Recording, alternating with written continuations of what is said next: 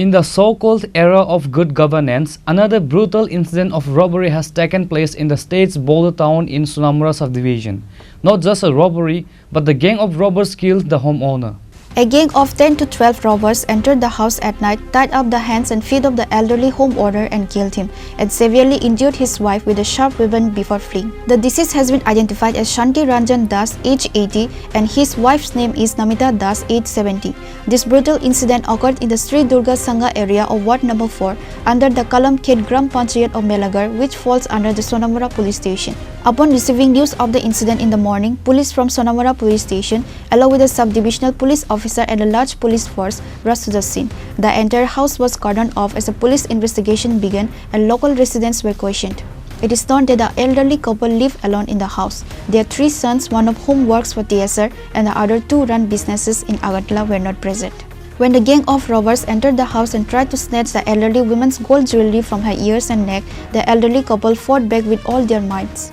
In response, the robbers tied up the old man's hands and feet and killed him, and brutally attacked his wife with a sharp weapon. Namita Das, the elderly woman, has been shifted to GB Hospital in the capital in a critical condition, while her 82-year-old husband, Shanti Ranjan Das, died at the scene. This incident has spread intense fear throughout the area, raising questions about people's safety and way of life, where they are no longer safe even in their own homes. আমি শুনতাছি মানুষ রাস্তা দিয়া কোয়াবাই করতেছে যে এখানে শান্তি দাসের বাইত রাত্রেবেলা কি বা কাহারা এই আক্রমণ করছে তারারে মারধর করছে এবং কি মার্ডার হয়েছে। আমি এটা শুনে আমি তড়িঘড়ি করে আমি আয়া দেখি শান্তি দাসের বউ রাস্তার ধারে পাশের বাড়ি রাস্তার ধারে গাড়ার মধ্যে পড়ে আছে। তারপরে আমরা কয়েকজন মিলে আমরা ওনাকে আমরা মেলাগড় হসপিটালে আমরা নিয়ে যাই। হ্যাঁ, হসপিটালে নিয়ে যাওয়ার পরে মেলাগড় থানা থেকে স্টাফ গিয়েছে। যাওয়ার পরে ওই নমিতা দাস নিজের মুখে স্বীকারোক্তি দিয়ে গেছে যে গতকালকে রাত্রে তাদের বাড়িতে 10 থেকে 12 জন ছেলে তাদের বাড়িতে এসে তাদের উপরে আক্রমণ করেছে এবং কি তাদের হাতে ছুরি ছিল এবং কি নমিতা দাসের স্বামী শান্তিরঞ্জন দাসকে মার্ডার করেছে এবং কি আমরা জানার চেষ্টা করেছি, থানার বড়বাবু সহকারে জানার চেষ্টা করেছে নমিতা দাসের মুখ থেকে যে কারা ওই ছেলে। নমিতা দাস যতটুকু পেরেছে, কারণ অসুস্থ মানুষ খুব সিরিয়াস কন্ডিশনে আছে, যতটুকু পারেছে উনি ওনার নিজের মুখে স্বীকারোক্তি দিয়ে গেছেন। ওই স্বীকারোক্তির ভিতরে আমরা পেয়েছি যে কাঠালিয়া মুরার দুলাল মিয়ার ছেলে, জরিনা বিবির ছেলে এবং কি মুকবুল মিয়ার ছেলে, তাদের নাম বলতে পারেছে। আর আরও লোক আছে, কিন্তু এমন শারীরিক অসুস্থ নমিতা দাসের আর কোনো নাম উনি বলতে পারেনি শারীরিক অসুস্থ এই কারণে।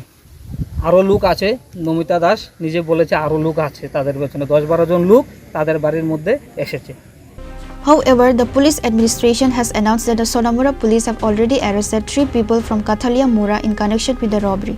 The names and identities of the other members of the gang of robbers may be revealed after intense interrogation of the 3 detainees.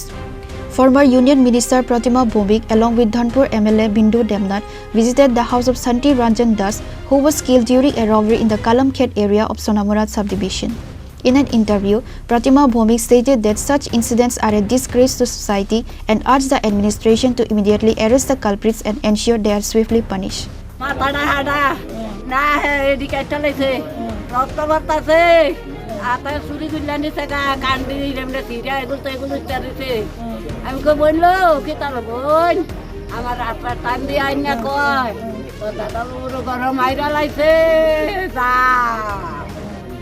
বইনেরে হালাইয়া রাখছি না সকল মানুষ লই আইছি কেউ কেউ বড় দিকে না মা এ দূরে গো আইয়া তুই দেখলাম বইনেরে সকল লইয়া গেছে আমারে নিছে না। She added that the government and the public stand with the administration to support their efforts. Reported by Musara from Sonamura, Chini Khorang.